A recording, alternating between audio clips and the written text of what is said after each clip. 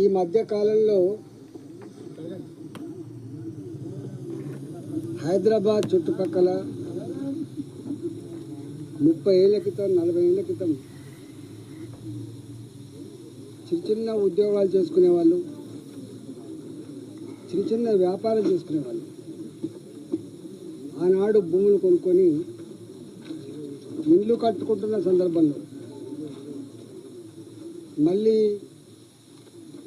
మాకు వేరే రిజిస్ట్రేషన్ ఉందని చెప్పి దొంగ డాక్యుమెంట్ సృష్టించుకొని పోలీసు వాళ్ళని మేనేజ్ చేసుకొని రెవెన్యూ అధికారులను మేనేజ్ చేసుకొని పేదలు కట్టుకునేటువంటి ఇళ్ళ మీద దౌర్జన్యం చేస్తున్నారు. మొన్న ఆరుంధతి నగర్లో, బాలాజీ నగర్, జవహర్ నగర్లో ఇట్నే చేస్తే మేము పోయి వచ్చినాం. పేదల వాళ్ళు 40 గజాలు 60 గజాల్లో ఇల్లు కట్టుకునేటువంటి పేదల వాళ్ళు 40,000 50,000 జమ చేసుకొని ఒక రేకుల షెడ్ వేసుకుంటే కూలగొట్టిపోతున్నారు. 50,000 రూపాయల నుంచి 2 లక్షల రూపాయలు ఇస్తే తప్ప పేదలు ఆ రేకుల షెడ్ వేసుకునే పరిస్థితి లేదు. దాని మీద నేను రెవెన్యూ మంత్రి గారితో మాట్లాడినా, కలెక్టర్ గారితో మాట్లాడినా, సిపి గారితో కూడా మాట్లాడినా. నేను 6 నెలలు అవుతుంది భారతీయ జనతా పార్టీ ఎంపీకి ఇక్కడ గెలిచి. 6 నెలల నుంచి ప్రతి నిత్యం కూల్చివేతల బాధలు తప్ప, పేదల కన్నీళ్ళు తప్ప, నా ఇల్లు కూలగొడుతున్నారు, నా జాగలు గుంజుకుంటున్నారు, నేను కాంపౌండ్ వాళ్ళ కడితే కూడా గుండాలు బెదిరిస్తున్నారు, మా కాలనీలలో కిరాయి గుండాలు లిక్కర్ సీసాలు తెచ్చుకొని తాకుండా మా మీద దౌర్జన్యం చేస్తున్నారు. ఎటుపోతుంది సారు ఇది? ఇంత పెద్ద విశ్వనగరం అని చెప్తా ఉన్నారు, ఇంత గొప్ప పోలీస్ అని చెప్తా ఉన్నారు, పేదల ప్రాణాలకు రక్షణ లేకుండా పోతుందని చెప్పి కన్నీళ్ళు పెడతా ఉన్నారు. నిన్న నా దగ్గరికి ఏకశిలా నగర్ కాలనీ వాసులు వచ్చింది. 1985, ఇవాళ కాదు నిన్న కాదు, 1985 ఆనాడు ఇక్కడ ఎకరం 10,000 రూపాయలు 5,000 రూపాయలకి ఎకరం ఉండే. ఇక్కడ ఆనాడు రియల్ ఎస్టేట్ వాళ్ళు ఫ్లాట్ చేస్తే కొనుక్కున్నారు. వాళ్ళు అందరూ కూడా రెవెన్యూ ఉద్యోగులు ఉన్నారు, ఇలా పోలీస్ డిపార్ట్మెంట్లో పనిచేసే వాళ్ళు ఉన్నారు, రిజిస్ట్రేషన్ ఆఫీస్లో పనిచేసే వాళ్ళు ఉన్నారు. ఇలా 32 డిపార్ట్మెంట్లలో పనిచేసేటువంటి ఆనాటి చిన్న ఉద్యోగులు ఇక్కడ జాగాలు కొనుక్కున్నారు. ఇవాళ ఆ జాగాలు ఇక్కడ ఇల్లు కట్టుకుందామంటే ఆనాడు దొంగల భయం కాబట్టి, రాళ్ళు రప్పలున్న గుట్టల భూములు కాబట్టి, చెట్లు కంచెలున్న భూములు కాబట్టి సెక్యూరిటీ భయపడి ఆనాడు కట్టుకోలేదు. మెల్లమెల్లగా జాగాల ఖరీదు పెరుగుతున్నప్పుడు, వాళ్ళకు 4 పైసలు జమ అవుతున్నప్పుడు ఇల్లు కట్టుకునే ప్రయత్నం చేసిన కొంతమంది ఇల్లు కట్టుకున్నారు. ఇవాళ ఇల్లు కట్టుకునే ప్రయత్నం చేస్తున్నప్పుడు ఇక్కడ మొన్న కొత్త గవర్నమెంట్ వచ్చిన తర్వాత మొన్నటి వరకు పాలక మండలి, గ్రామ పంచాయతీ ఉన్నంత వరకు, మున్సిపాలిటీ ఉన్నంత వరకు వాళ్ళకి పర్మిషన్లు వచ్చినాయి. కానీ కొత్త ఈ గ్రామ పంచాయతీ పాలక మండలు వాళ్ళ టైం అయిపోయిన తర్వాత స్పెషల్ ఆఫీసర్ల పాలన తెచ్చి ఇక్కడ కట్టుకునేటువంటి ఇండ్లకు పర్మిషన్ ఇస్తలేరు. అంటే కంచే చేరుని మేసినట్టుగా ఏ పేదలకైతే అండగా ఉండి వాళ్ళకు పర్మిషన్లు ఇచ్చి ఇల్లు కట్టుకుంటట్టు చేయాలి ప్రభుత్వమే స్వయంగా ఇక్కడ ఇల్లు కట్టుకోకుండా నిషేధించింది. పర్మిషన్ ఇస్తలేదు. ఇలా కట్టుకునేటువంటి వాటికి ఇలా కూలగొడతా ఉన్నారు. కూలగొట్టేది ప్రభుత్వ అధికారులు కాదు, కూలగొట్టి గుండాలు కూలగొడతా ఉన్నారు. ఇవాళ గ్రామ పంచాయతీ లేఅవుట్ ఉన్నప్పుడు 2007లో ఒక చట్టం వచ్చింది. గ్రామ పంచాయతీ లేఅవుట్లు ఐసీసీ కట్టుకోవద్దు, ఎల్ఆర్ఎస్ కింద మళ్ళీ రెగ్యులైజ్ చేసుకోవాలి. పాపం రెగ్యులైజ్ కూడా చేసుకుంటున్నారు వాళ్ళు. ప్రభుత్వానికి రెగ్యులేషన్ ఫీజులు కడుతున్నారు, ప్రభుత్వానికి పర్మిషన్ ఫీజులు కడుతున్నారు, అయినా కూడా కూలగొడుతూ ఉన్నారు.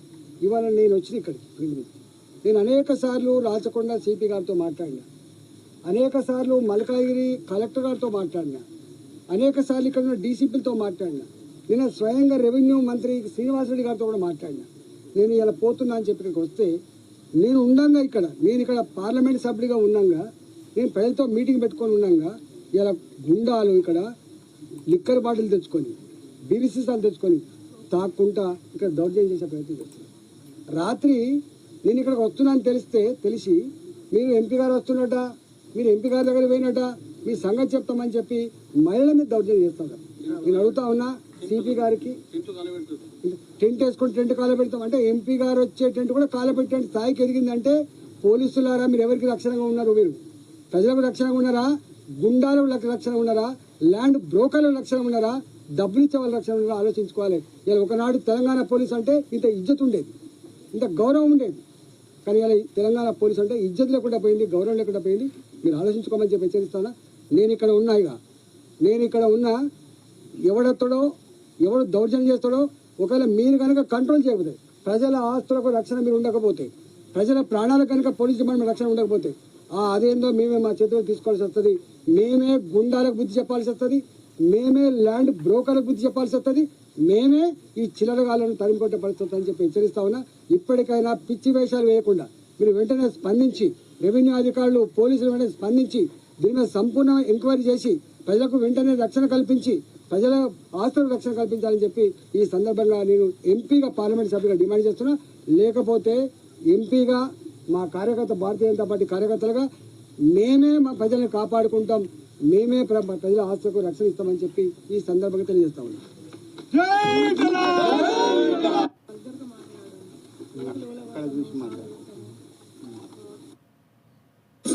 చేతులు చూపెట్టుకుంటే బెదిరియడము, మరి కంప్లైంట్ ఇస్తే కూడా అసలు పోలీసులు పట్టించుకోలేదు. మినిమం మర్యాద కూడా ఇవ్వలేదు సార్. మేము పోతే స్టేషన్ పోతే నైట్ ఫోన్ చేసి ఏమంటున్నారు, మీ ఇల్లు మా పరిధికి రాదు, మీరు ఫోన్ చేయండి అని అంటారు. టెంట్ వేస్తే ఇవ్వడం సోపర్ చేస్తారు అక్కడ అని చాలా వర్గంగా మాట్లాడారు సార్. లేడీస్ అని కూడా చూడలేదు.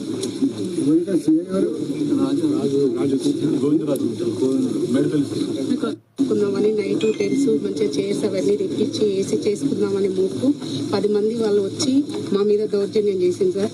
కొట్టడానికి మీద ఉరికొచ్చుడు, రాళ్ళు పట్టుకొని ఉరికొచ్చింది సార్. మేము ఏంటిది అని మేము పిఎస్సి కంప్లైంట్ ఇస్తే పోలీస్ వాళ్ళు మేము ఇచ్చినాక 1 అవర్ తర్వాత వచ్చింది సార్. అప్పటి వరకు వాళ్ళు చంపాయింది సార్. నైట్ 12 దాకా తిరిగింది సార్ వాళ్ళు ఇట్లా 3 times సార్ ఇట్లా చేయడం పెట్టి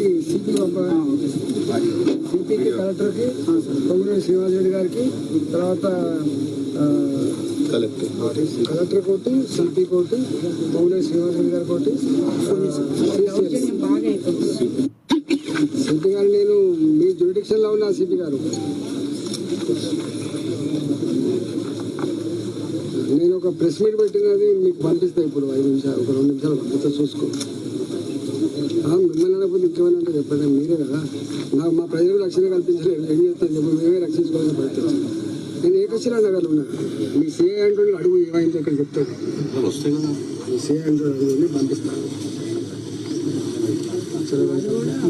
లేట్ చేయకుండా